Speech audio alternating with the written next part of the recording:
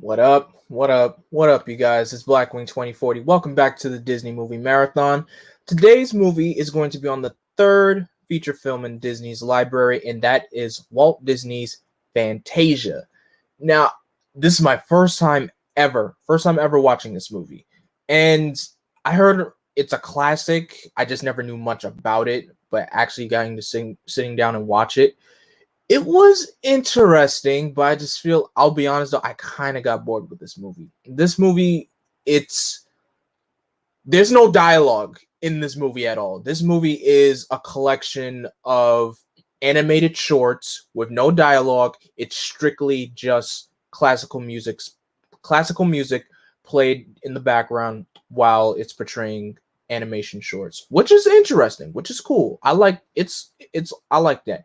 I can honestly say if you're a fan of animation or just love, beautiful images and beautiful pictures in general, you will like this movie. If you're, a classical music lover, you will like this movie. If you like both, you will like this movie.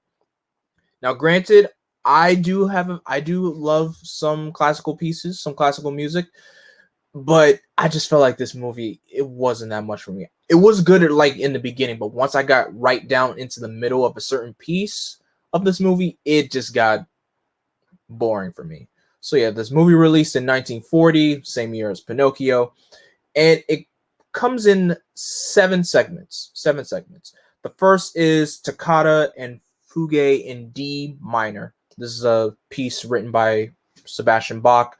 It's basically, images of the band playing the music, and then later on it transfers over to just abstract colors and patterns, which is nice.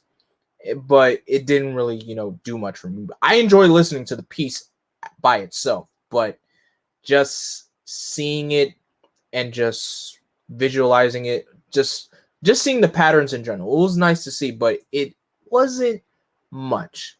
I may be biased about this next one, though. The Nutcracker Sweet. Now, granted, you would think with, a piece like the Nutcracker Sweet, you would expect to see, the actual Nutcracker, but you don't. You pretty much see, little sugar plum fairies, dazzling, flowers, cobwebs, and everything. You see tiny mushrooms dancing around, tiny flower petals dancing around. Of course, it goes through the whole not the whole, but a few songs from the Nutcracker Suite are played in this. And I love the Nutcracker Suite. It's a brilliant, beautiful, classical piece. How could you not love it? If you've watched any Christmas piece and you hear, anything from the Nutcracker, that's basically the Nutcracker Suite. Now, this next segment, the Sorceress Apprentice. Now, if you guys, you look at the poster of Fantasia, you see Mickey in his sorcerer getup, right? So I've never really seen, Mickey in action doing, the Sorcerer's Apprentice stuff and all that. But this is the short that, gives you that whole moment of Mickey wearing his sorcerer outfit and that iconic, the magic brooms and everything. I never knew that piece was in this film. I just saw Mickey wearing his, sorcerer outfit. I'm thinking he's like the main focus of the movie with the sorcerer powers and everything, but no, it's not that. Basically, Mickey is pretty much cleaning out a cauldron with two buckets while the sorcerer takes off his hat and goes, I don't know, probably goes off to take a nap or just leaves the training ground or anything, and Mickey just takes it upon himself to put on the hat, try out the sorcerer's powers, and use the powers to, make a broom come to life and use that broom to clean out the cauldron. Of course, that kind of gets out of hand because Mickey falls asleep trying out the powers and everything, and then that immediately gets out of hand. The sorcerer comes back, he pretty much shuts everything off, takes his hat from Mickey, and tells Mickey to get back into, cleaning out the cauldron and cleaning up the mess. It's a beautiful looking piece. I like it. It's probably like my favorite piece in the entire film. Now the piece after that, the next segment, Rite of Spring. This is the point of the movie where I start to get bored. This piece is all about, showing off the creation of the planets, which starts out nice, by the way, and then how it zooms in onto Earth, about the creation of life, and then you see the creation of the dinosaurs. You see what Earth looked like during the era of the dinosaurs, which was interesting.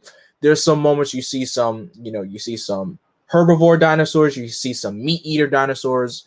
But the really interesting fact is how you see all the dinosaurs who are vegetarians eating in one spot. And then another moment later, a giant T-Rex shows up, and then a Stegosaurus starts fighting the T-Rex, but of course, evidently he loses. And then it cuts to another point in the short where you see the dinosaurs are just roaming through the desert looking for food. And then moments later, they're dead. You see every bit of dinosaur that's pretty much scrounging for food. Even a T-Rex.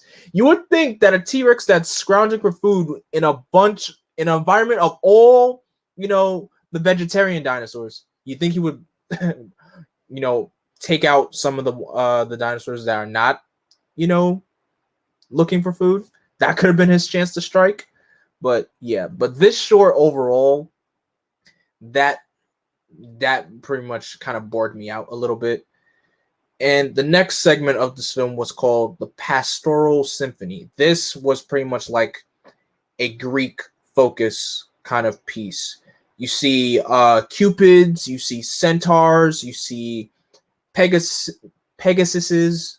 It's a beautiful looking piece. It's really, really colorful, really beautiful. And it's nice. It's nice. I just feel like, though, coming off of the previous segment, the Rite of Springs, it just, by this point in the movie, I'm just like, when is this movie over? When is this over? And the piece after this is called Dance of the Hours.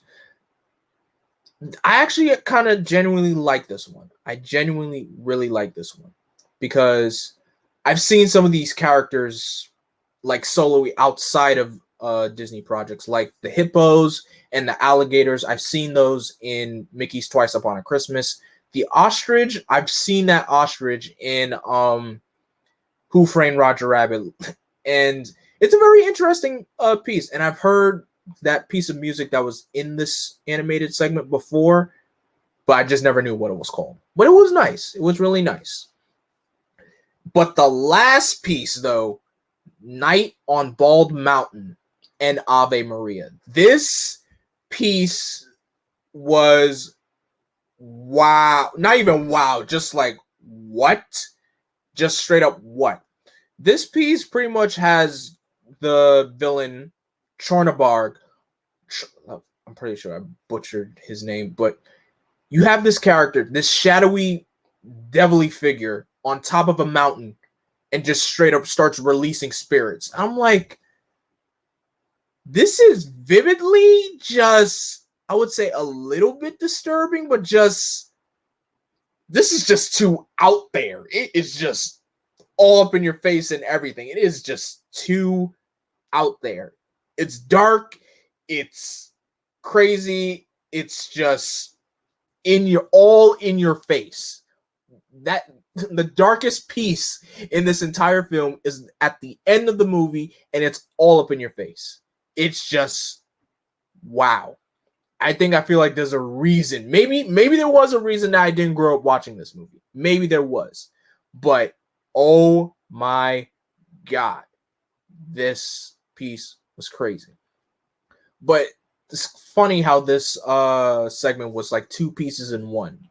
Right after Night of Bald Mountain ends, it cuts to Ave Maria with, church bells, choir singing, and I love how it ends. I really do love how it ends. The beginning of the piece is all dark and gritty and just scary, and then it just opens up with, the rising sun, the church bell, the dawn coming.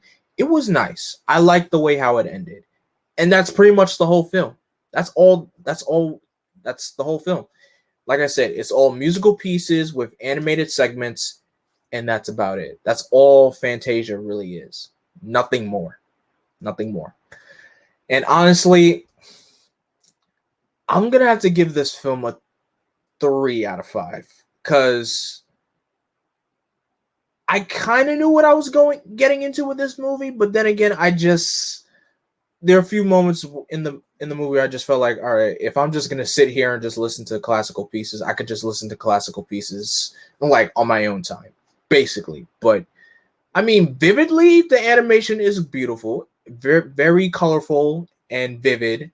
But to me, this film isn't for me. It isn't for me. But I thought it was nice. It was nice. But anyway, that's my review on Fantasia. In the comment section below, what did you guys think of Fantasia? Did you think it was good? Did you think it was bad? Did you think it was in between? Let me know in the comment section below. As always, don't forget to follow me on all the things: Twitter, Instagram, Facebook, and Twitch. Don't forget to like, comment, share, and subscribe, and click that bell to be notified. And as always, I am Vengeance, I am Darkness, I am Blackwing. Stay